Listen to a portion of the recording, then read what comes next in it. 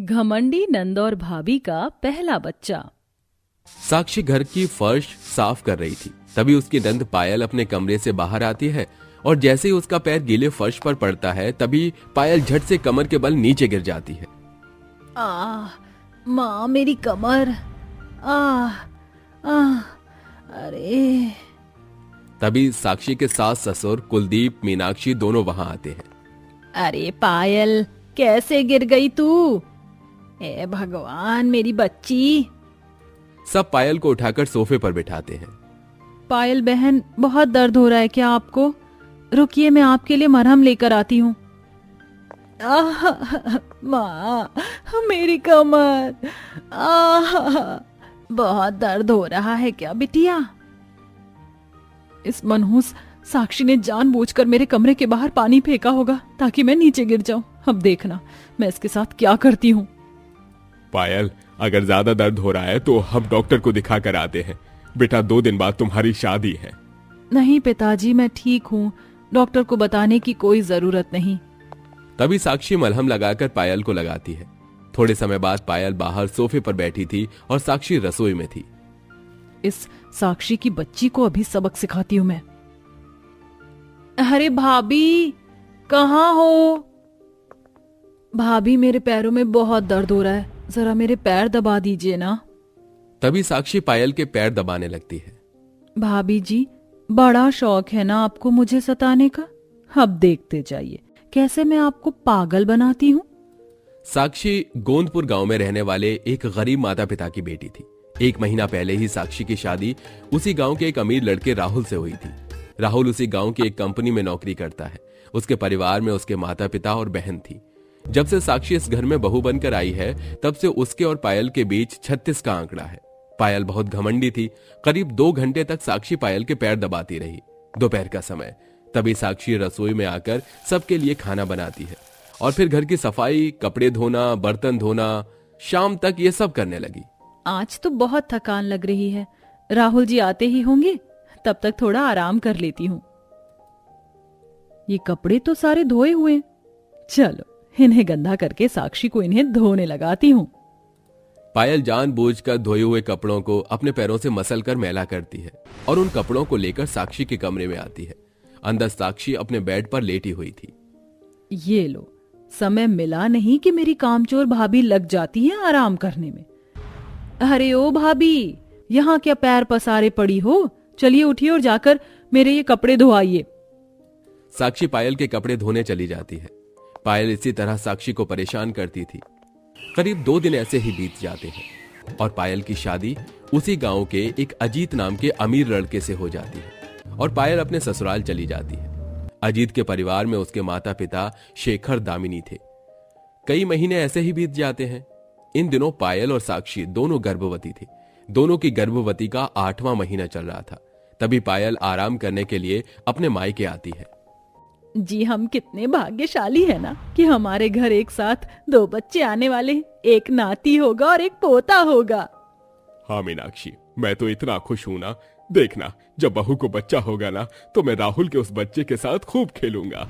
बहू, अब तू बैठ, मैं तेरे लिए केसर वाला दूध लेकर आती हूँ ताकि तेरा बच्चा भी तेरी तरह गोरा चिट्टा हो। साक्षी के सास ससुर और पति साक्षी की खूब आदर करते हैं। वो अपने सामने अपने दुश्मन की इतनी खातिरदारी देखकर पायल का खून खौलने लगता है। मैं इतने महीनों के बाद अपने मायके आई हूँ और यहाँ सब इस साक्षी की खातिरदारी में लगे हैं, जबकि मैं भी भाभी की तरह गर्भवती हूँ, पर किसी ने मेरी फिक्र ही नहीं की।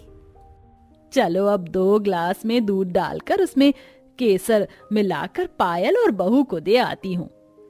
मीनाक्षी 2 गिलास दूध लेकर बाहर आती है और 1 गिलास साक्षी को देती है और 1 गिलास पायल को देने लगती है। रहने दीजिए माँ, ये दूध भी अपनी बहू को ही पिला दीजिए। अरे, इसे क्या हुआ? पायल को गलतफहमी हो रही थी कि उसके माता पिता उसका ख्याल नहीं रख रहे। शाम का समय, मीनाक्षी पायल सोफे पर बैठी थी। इसका मतलब इस घर में मेरे बच्चे की कोई वैल्यू नहीं रहेगी। सब भाभी के बच्चे से ही प्यार करेंगे, वही इस घर का चहीता रहेगा। नहीं नहीं, मैं अपने बच्चे के साथ ऐसा नहीं होने दूंगी। इस घर का चहीता मेरा बच्चा ही रहेगा। पायल को गलतफहमी हो रही थी कि उसके माता पिता उसका ख्याल नहीं रख रहे। शाम का समय, मीनाक्षी पायल सोफे पर बैठी थी। माँ, मुझे भूख लगी है, मेरा खिचड़ी खाने का मन कर रहा है। अच्छा रुक, मैं अभी तेरे लिए खिचड़ी बनाकर लाती हूँ। माँ आप रहने दीजिए, भाभी है ना, वो बना लेंगी। भाभी जाइए मेरे लिए खिचड़ी बनाकर ले आइए।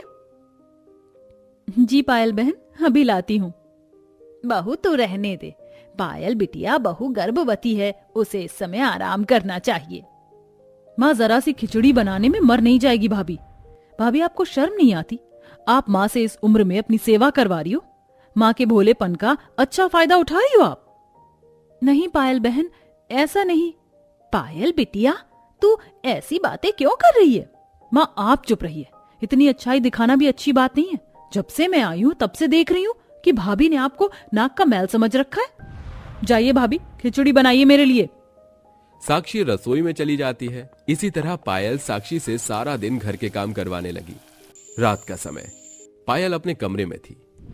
बस अब बहुत हो गया, अब मुझे कुछ ऐसा करना होगा कि साक्षी भाभी हमेशा के लिए अपने बच्चे को खो दे और फिर मेरा ही बच्चा सबका चहीता बन जाए। अगले दिन सवेरे मीनाक्षी रसोई में पायल साक्षी के लिए केसर वाला दूध बनाकर 2 गिलास में डालती है। इधर साक्षी बाहर घर की सफाई कर रही थी। तभी पायल रसोई में आती है। पायल बिटिया जा तू बाहर जाकर बैठ, मैं दूध में केसर डालकर लेकर आती हूँ। एक काम करती हूँ, मैं इस दूध के ग्लास में चूहे मारने की दवाई डाल देती हूँ ताकि भाभी जब ये दूध पिए तो वो हमेशा के लिए अपना बच्चा खो दें। माँ, मेरे कमरे में मेरी दवाई है, मुझे लाकर दीजिए ना। अच्छा ठीक है, तू बाहर जाकर बैठ, मैं दवाई लेकर आती हूँ।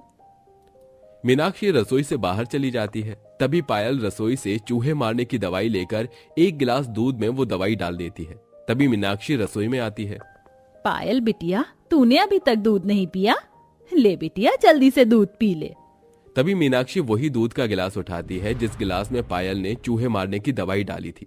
ये देखकर पायल के होश उड़ जाते हैं। चल जल्दी मुंह खोल पायल, तुरंत ये दूध पी ले। अरे माँ, मैं। मीनाक्षी अपने हाथों से पायल को वो सारा दूध पिला देती है। चल मैं ये दूध बहू को देकर आती हूँ। मीनाक्षी दूसरा दूध का गिलास लेकर बाहर चली जाती है। अरे बाप रे, ये क्या कर दिया माँ ने? माँ ने मुझे चूहे मारने वाली दवाई मिला दूध पिला दिया। अब क्या होगा? भगवान जी मेरी रक्षा कीजिए, मेरे बच्चे को कुछ नहीं होना चाहिए। पायल ने जो जाल साक्षी के लिए बिछाया था, पर वो खुद उस जाल में फंस गई थी। तभी अचानक बाहर साक्षी को लेबर पेन शुरू हो जाता है और साथ में दवाई की वजह से पायल को भी पेट में दर्द होने लगता है। दोनों दर्द के मारे चिल्लाने लगते हैं। अब कुलदीप मीनाक्षी समझ रहे थे कि साक्षी की तरह पायल को भी लेबर पेन शुरू हो गया है। तभी दोनों मिलकर पायल साक्षी को हॉस्पिटल लेकर आते हैं, जहां साक्षी एक प्यारे से लड़के को जन्म देती है और चूहे मारने वाली दवाई मिला दूध पीने से पायल का बच्चा उसके पेट में ही मर जाता है। ये देखकर सब खूब रोने लगते हैं। कितने अरमान किए थे हमने अपनी संतान की संतान देखने के, पर पायल बहू तूने हमारे सारे अरमानों पर पानी फेर दिया। पायल, तुमने ही मारा है मेरे बच्चे को।